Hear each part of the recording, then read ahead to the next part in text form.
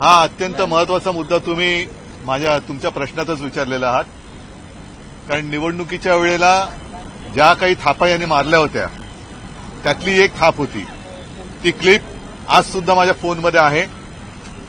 त्याच्यामध्ये आत्ताचे मुख्यमंत्री म्हणतात की आम्ही शेतकऱ्याचा 7-12 करू, कोरा कोरा कोरा. तर कोरा तर केलेला नाहीये, पण साधारणतः 5 वर्षांपूर्वी आम्ही कालबद्ध पद्धतीने शेतकऱ्यांची कर्जमुक्ती केली होती 2 लाखापर्यंत. आणि ही कालबद्ध पद्धतीने केल्यानंतर त्याच्यामध्ये पात्र अपात्र हे नियमांचं किंवा अटीतटींचं असं काही जंजाल ठेवलेलं नव्हतं. फक्त मला वाटतं 2 वेळेला शेतकरी त्या केंद्रावरती गेल्यानंतर शेतकऱ्याची सरसकट शेतकऱ्याची कर्जमुक्ती आम्ही केली होती.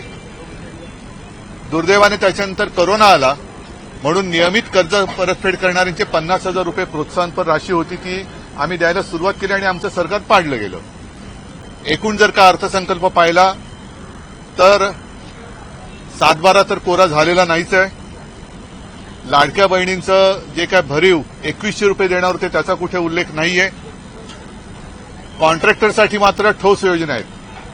म्हणजे प्रत्येक ठिकाणी अगदी डिटेलमध्ये त्याचा कुठून कुठे मार्ग किती होणार आहे, किती कोटींचा होणार आहे, या कॉन्ट्रॅक्टरसाठी ठोस योजना आहेत. शेतकऱ्यांसाठी आणि बाकी म्हणजे कामगार असतील, शेतकरी असतील यांच्यासाठी मात्र हा फसवा अर्थसंकल्प आहे. थोडक्यामध्ये विकासाचं मृगजल दाखवणारा हा अर्थसंकल्प आहे. प्रत्येकाला आता काही दिवसानंतर कळेल की या अर्थसंकल्पाने त्याच्या आयुष्यात काय फरक पडणार आहे. मला असं वाटतं एकतर राज्याची आर्थिक परिस्थिती ही कशी आहे हे सगळेजण जाणतायत.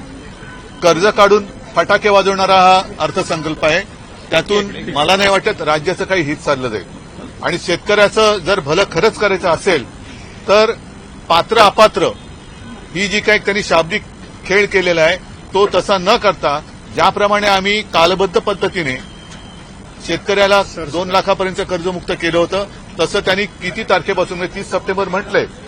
पण पहिली म्हणजे आमचं सरकार येण्याच्या आधी जी योजना यांनी जाहीर केली होती छत्रपती शिवाजी महाराजांच्या नावाने ती अजून सुरू आहे. अर्थसंकल्पामध्ये वारंवार 2047चा उल्लेख झाला तर आत्ताची कर्जमुक्ती 2047 पर्यंत तरी पूर्ण करणार का हे मुख्यमंत्र्यांनी स्पष्ट शब्दात सांगावं की या तारखेपर्यंत ही कर्जमुक्ती आम्ही पूर्ण करू. जरा थापांची लेवल वाढले. थापाचे उन्नत महावर्ग झालेले आहेत थापांचे. मी म्हणजे म्हटलं ना की विकासाचं मृगजळ 2047 2047 कोणी बघितलेलं आहे. आत्ता शेतकऱ्याच्या हातात काय पडणार आहे, आत्ता जो मध्यम वर्गीय आहे त्याच्या हातात काय मिळणार आहे, जो नोकरी करणार आहे, नवीन जी तरुणी आता शिक्षण घेऊन नोकरीच्या शोधात जाणार आहेत त्यांना काय मिळणार आहे. नुसतं त्याच्यासाठी योजना जाहीर केलेल्या आहेत पण त्या योजनांचा पाठपुरावा कधी करणार आणि त्या योजना पूर्ण कशा होणार, त्याच्यासाठी निधी या ज्या काही योजना जाहीर केल्या आहेत निधी कुठून आणणार. म्हणून मी म्हटलं ना की कर्ज काढून फटाके वाजवल्यासारखा अर्थसंकल्प आहे. तो साहेब लाडकी बहीण योजना सुरू राहणार म्हटलं मात्र जे 2100चं आश्वासन दिलं होतं हे कुठेही या नाही ठोस त्याच्यामध्ये काहीच नाहीये. मी म्हणूनच म्हटलं ना की कॉन्ट्रॅक्टरसाठी ठोस योजना आहेत.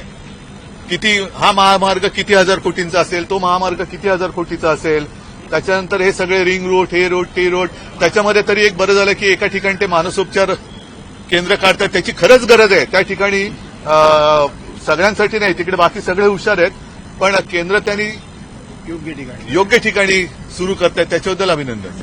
हा पण अत्यंत महत्वाचा विषय आहे की एक तर वृक्ष का तोडताय, त्याच्यानंतर 300 कोटी म्हणजे तिनावर किती पूज्य हे आणि ह्या 300 कोटी वृक्षांना तरी जमीन कुठे आहे ते पहिलं दाखवा.